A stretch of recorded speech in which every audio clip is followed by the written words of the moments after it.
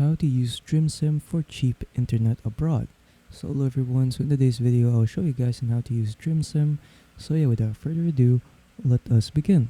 But before we start, there will be a special link in the description below in where you get special discounts and special promos if you're going to purchase a sim right here from Drimsim. So yeah, without further ado, let us begin. So once you're in the Drimsim website, which is just drimsim.com, what you want to do is just simply click on order a SIM card right here, or you can avail an eSIM right here.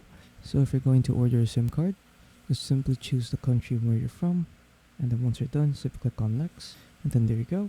From here, you can put how many classic SIM cards you want, and then just specify your delivery details right here, like your email to activate the SIM card, your phone number, first name and last name, and the city.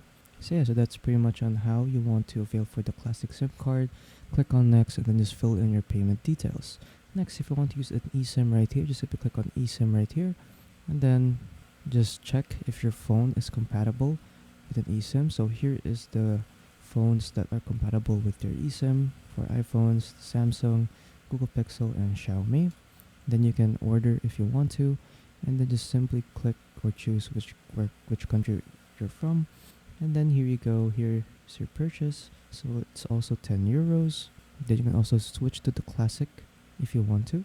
And then here, you simply input your email right here to activate your eSIM. And then the email will be sent to you once you're done paying.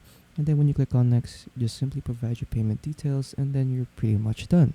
So yeah, that's pretty much it. So again, there will be a special link in the description below if you want to get special discounts and special promos if you're going to purchase sims right here from Drimsim. So yeah, that's pretty much it. So if you guys found this video helpful, don't forget to leave a like and subscribe for more tech tips. That is all.